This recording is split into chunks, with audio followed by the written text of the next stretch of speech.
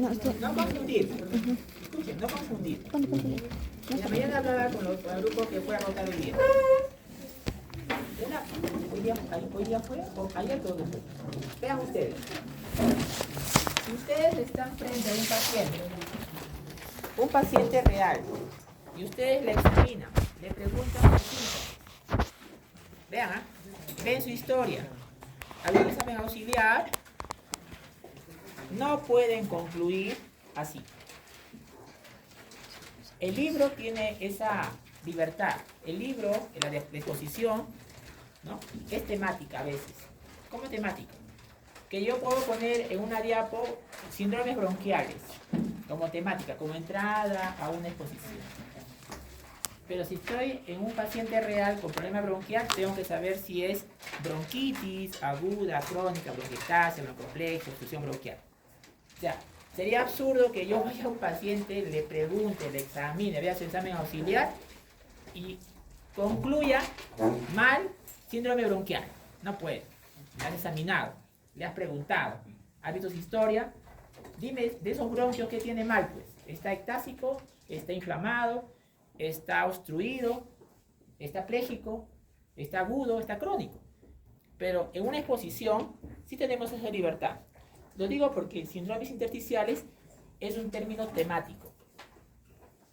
El órgano es el intersticio. En este caso estoy hablando de intersticio del pulmón.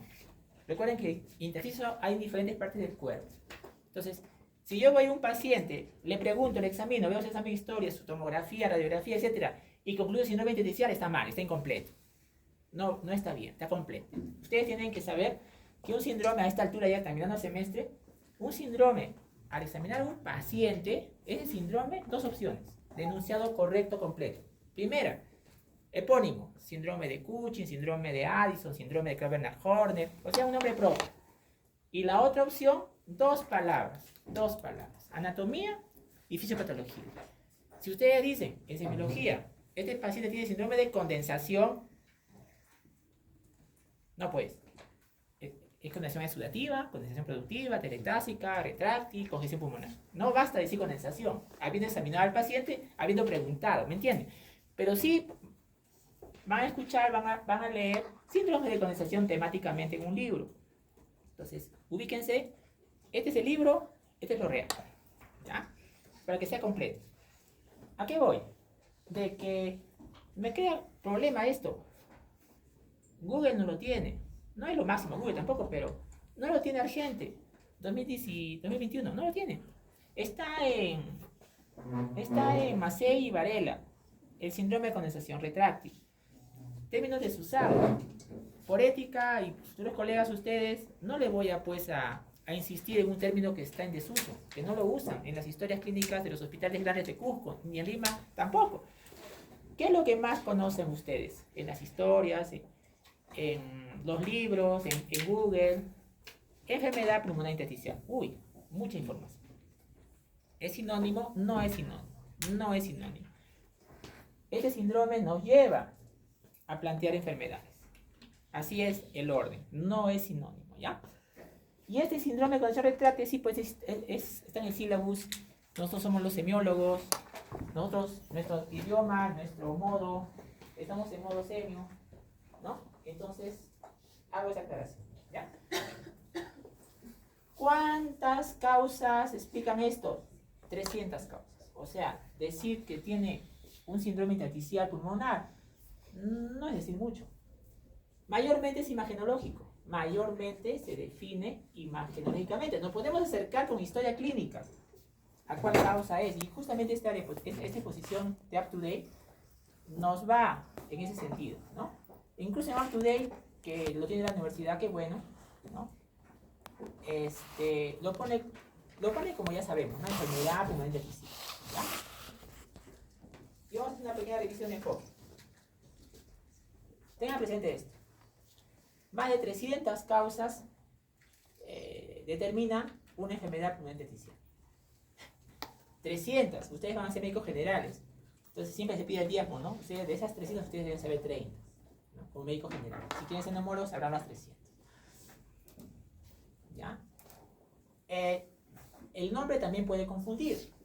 Porque si uno dice síndrome intersticial, puede incorrectamente suponer de que solo es el intersticio afectado. Totalmente falso.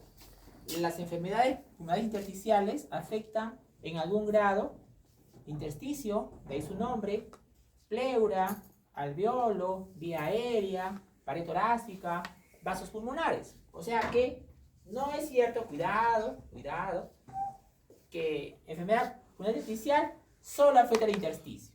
No, afecta en algún grado, más o menos, las otras estructuras anatómicas. ¿Ya? Eso también cuando lo tengan presente. ¿Cómo se clasifica? Vaya, aquí sí hay un lío, ¿no? Porque hay varias formas de clasificar, pero recuerden los macros, ¿no? Los clústeres. Inhalación de compuestos, orgánicos o inorgánicos. Si son orgánicos, estamos hablando de la neumonitis por hipersensibilidad. Antiguamente llamada en los libros de epidemiología alergia alérgica extrínseca. Ya no se usa ese término.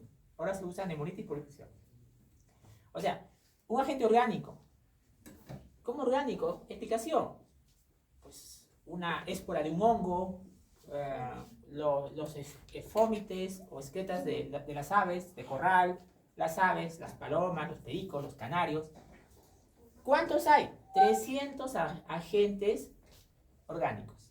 Imagínate, 300, acuérdate de la película, 300 causas, enfermedad pulmonar intersticial, 300 causas orgánicas de neumonitis por hipersensibilidad.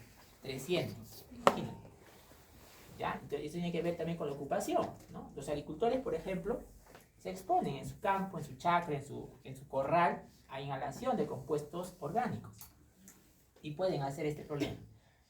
Agentes inorgánicos. Inorgánicos son los metales. Por ejemplo, los metales pesados, ¿no? O sea, ahí tenemos las neumoconiosis. O sea, inhalación de compuestos inorgánicos, ¿no? Metales pesados. Estudiados: mercurio, cadmio, plomo, asbesto, arsénico. ¿Ya? Metales pesados, ocupación. ¿De acuerdo? O una enfermedad sistémica, conocida, una enfermedad sistémica. Por ejemplo, lo que han tratado conmigo, hemos visto hace poco nomás, un paciente con lupus, un paciente con artritis reumatoidea, un paciente con esclerosis sistémica progresiva, un paciente con dermatomiositis, colagenopatías, mayormente todos esos pacientes, casi todos mujeres jóvenes, ¿no? Que por la colagenopatía, enfermedad conocida, sistémica. ¿Por qué sistémica? Porque afecta a todo. Afecta el riñón, el pulmón, el corazón, la piel, etc. Puede afectar el pulmón. Entonces, depende cuál es. Puedes decir que la causa es lupus o la causa es artritis reumatoidea. Ya verás. Medicamentos también pueden generar enfermedad pulmonar intersticial, ¿no? Algunos de uso común en las emergencias, como la amiodarona, o para las infecciones de la nitrofurantoína, etc. Y las otras son las famosas idiopáticas. ¿Cuándo decimos los médicos que es idiopático? Cuando no se sabe la causa. No, pues no es tan sencillo. No es tan sencillo. ¿Por qué? Porque para decir que es idiopático, obviamente tenías que haber hecho al menos un plan de trabajo mínimo para decir, bueno, he buscado este y no es, ¿no? Porque decir también mirando nomás idiopática tampoco, aunque hay criterios. Entonces, fibrosis pulmonar idiopática es porque ya he descartado causa secundaria, fibrosis, ¿no? Hay también criterios mayores y menores, pero ya no puedo entrar ahí porque eso ya es medicina interna. Entonces, de las 300, una manera de clasificar es esta. ¿Ya? Muy bien, se enfoca. ¿Qué vamos a ver en la análisis biológica en este síndrome en este síndrome intersticial, ¿no? Bueno, depende de la edad, ¿no? Hay causas de las 300 que afectan más a jóvenes o adultos jóvenes, ¿no? Por ejemplo, ya mencionaba, las colagenopatías mayormente son de mujeres jóvenes, mayormente. Miren, la sarcoidosis que no tenemos en nuestra ciudad mayormente afecta a población afroamericana, ¿no? Son mujeres jóvenes afroamericanas, ¿no? La clásica presentación, un síndrome Lofgren, ¿no? Lofgren, que es una mujer afroamericana joven que viene con ganglios crecidos en el cuello, ¿no? Viene con eritema nodoso en las piernas, ¿no? En la placa de tórax vemos un crecimiento de ganglios pariliares. Presentación clásica de sarcoidosis, ¿no? Clásica presentación. Antecedente familiar, fibrosis pulmonar, familiar, lo hemos visto en la clase de aclaramiento mucociliar, lean la diapo, ¿no? Está ahí, no, creo que le he sacado, perdón, disculpen, que una polimorfismo en el MUC5B puede generar al paciente fibrosis pulmonar familiar. Algunas de las 300 van con tabaco, o sea, de las 300, algunas se relacionan con tabaco. Por ejemplo, histocitosis X, fibrosis pulmonar idiopática. Historia laboral, ya les mencioné, sospechar neumonitis por hipersensibilidad al inhalar compuestos orgánicos, sobre todo agricultores, ¿sí? Los que crían pericos, ¿no? Canarios, aves exóticas. Los fármacos, la quimioterapia en los pacientes oncológicos, algunos generan síndrome intersticial post-quimioterapia. O la radioterapia también, a veces el paciente tiene cáncer de mama y le hacen radioterapia, y la radioterapia que ayuda a localizar, contener el tumor de mama, expone al pulmón a la radioterapia y genera condensación, síndrome intersticial, ¿no? Enfermedades sistémicas, ya les mencioné algunas de ellas, por ejemplo, sarcoidosis, ¿no? Sarcoidosis, colágeno perdido. Esto de acá es de up-to-date, vean ustedes aquí. Ponen acá sarcoidosis, ¿ven? Mayormente mujeres, personas jóvenes, ¿no? Sarcoidosis. No tenemos. Bueno, sigo. ¿Y qué vamos a ver en la clínica? Qué complicado, ¿no? Si son 300, pues va a depender del tipo, de la causa específica, ¿no? O sea, sería dificilísimo decir, no, esto no es así, ¿no? Depende de la causa, ¿no? Pero los síntomas de síndrome intersticial que deben recordar, básicamente lo que no falta es disnea de esfuerzo, que es progresivo. Eso, ¿ya? Y una tos mayormente seca. Es tos seca y disnea de esfuerzo no falta, ¿ya?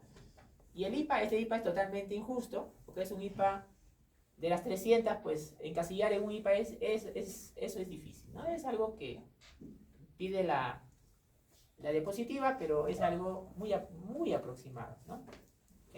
Poco específico, ¿no? Como le dijo, la inspección va a depender de la causa. No todas las síndromes intersticiales van con acropaquia. Algunas van con acropaquia. Por ejemplo, fibrosis pulmonar idiopática, sarcoidosis, fibrosis quística, que la vez pasada hemos visto en el primer auxiliar, van con acropaquia, ¿no? ¿Ya? Avanzado, pues obviamente va a usar muchos accesorios, ¿no? La palpación, la apreciación puede estar disminuida, y acá sí les recomiendo, si ustedes sospechan en su paciente con síndrome intersticial pulmonar, se recomienda hacer la ampliación anteroposterior. Es decir, se coloca la palma de su mano en el esternón y la otra en la columna vertebral y le dice que tome aire. Y esa ampliación anteroposterior está disminuida en los síndromes intersticiales. No se aplica, no es necesario en otros síndromes respiratorios, ¿ya? En cuanto a la percusión, también es variable. Como afecta a la pleura, algunos van con neumotoras, otros van con derrame. Entonces, si va con neumotoras, pues iría con timpanismo. Si va con derrame, iría con matidez. Entonces, es variable, ¿ya? Y en la auscultación, depende, pues. Si tiene fibrosis pulmonar, entonces va a haber crepitantes velcro. No va a encontrar crepitantes velcro en todos los síndromes intersticiales, no. Un ejemplo, para que tengan una idea.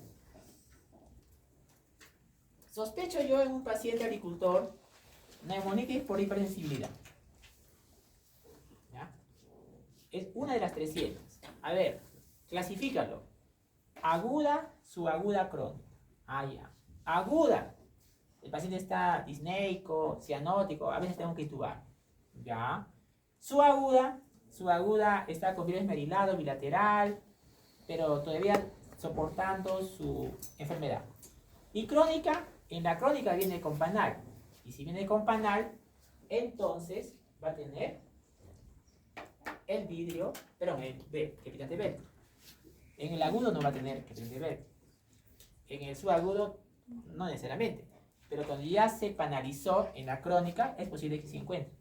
Y no deja de ser neumonitis por hipersensibilidad. Pero ¿en qué momento de la evolución lo has agarrado? Tengan cuidado aquí. Y eso que les hablo solamente de uno, ¿eh? Imagínate las 300. ¿Ya?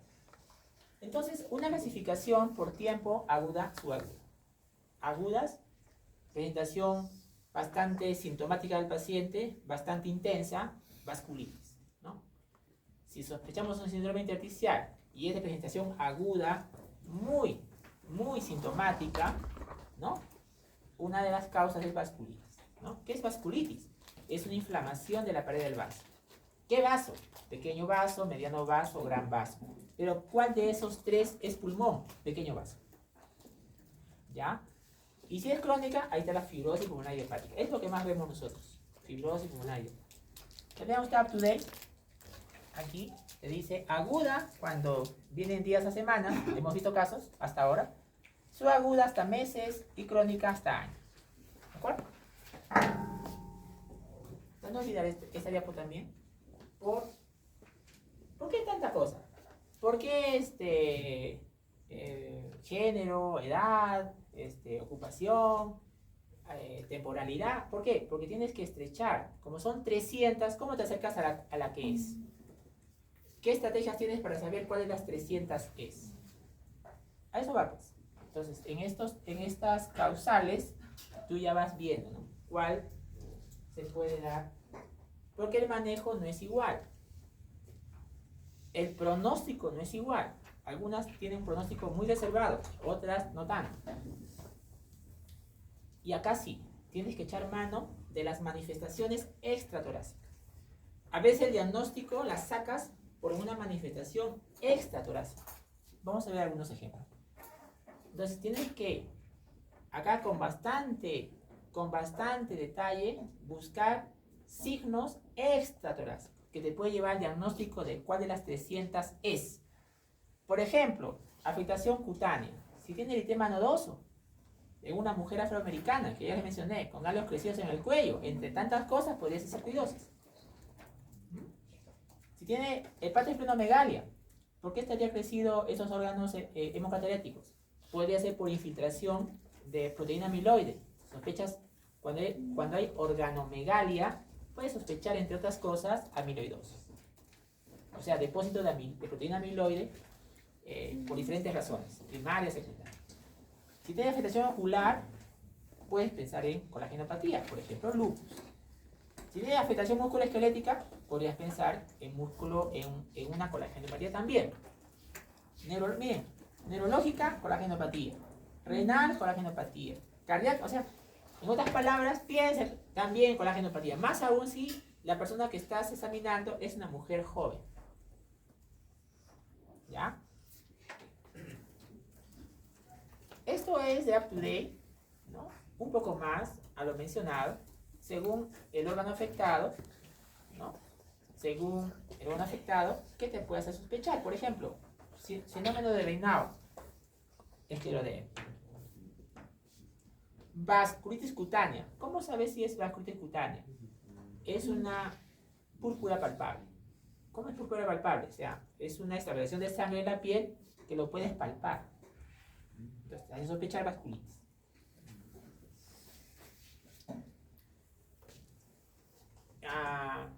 No estaría mal la pregunta, ¿no? Deben tener un fundoscopio ustedes, un fundoscopio, o sea, un oftalmoscopio. Es como un estoscopio, ¿no? Y si ustedes tienen la posibilidad de examinar con toda la bioseguridad, porque es face to face, ¿no? A 2 centímetros de la cara del paciente, observar el fondo de ojo, ¿no? Y te da información muy importante, es ver los vasos retinianos, ¿no? Entonces vean ustedes, ¿no? El órgano comprometido te puede llevar a sospechar un diagnóstico, ¿no? Hemos hablado de la parte renal, por ejemplo, ¿no? Yo recuerdo cuando hicimos hemoptisis en la teoría, hablábamos del síndrome pulmón-riñón, o sea, el paciente que viene con hemoptisis y hematuria. Hemoptisis y hematuria, entre otras cosas, puede ser un síndrome pulmón-riñón. ¿Qué es eso?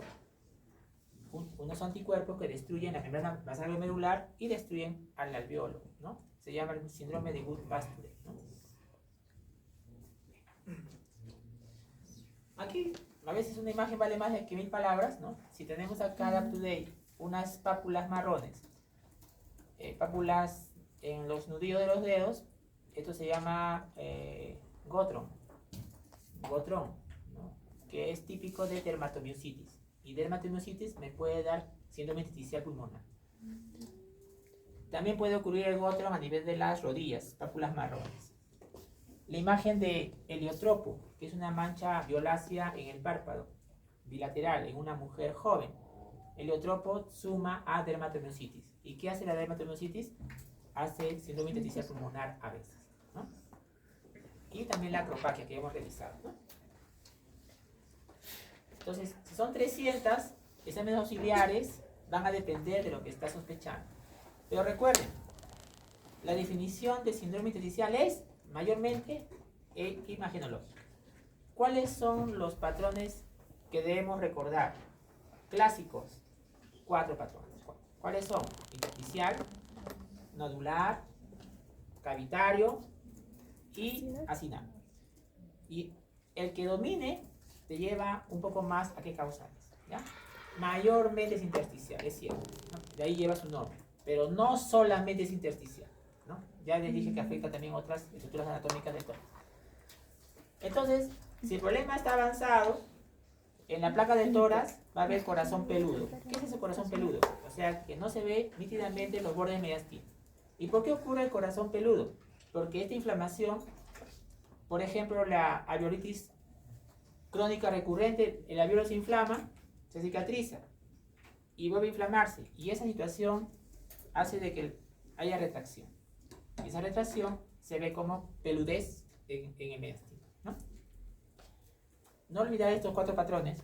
1, 2, 3, 4. ¿Ya? Estaba hablando con el grupo que cuenta conmigo hace unos días en una revista de revistas, que si es cavitario el patrón y está cerca de la pleura y hay una valsalva, acuérdense que valsalva es pujo, por ejemplo, tos te genera valsalva, entonces se puede romper esa cavidad y se generan neumotoras. Por eso decía, ¿no? Algunos síndromes intersticiales pueden ir con neumotoras cuando la cavidad está cerca al espacio pleural. Entonces hay una comunicación entre la cavidad por un pujo, por una tos, neumotoras. No todos los síndromes intersticiales tienen cavidad. Algunos solamente son intersticiales, otros son nodulares, otros son acinares. Entonces por acá como que no hay neumotoras, ¿no? Por este lado, ¿no? Puede haber por otras causas, ¿no? Una infección te puede generar neumotoras, ¿no? Si ves panal, es fibrosis. También recuerden eso. Panal es fibrosis, ¿ya? No olvidar este punto, ¿ya? Pero tampoco es varita mágica. A ver, explicación.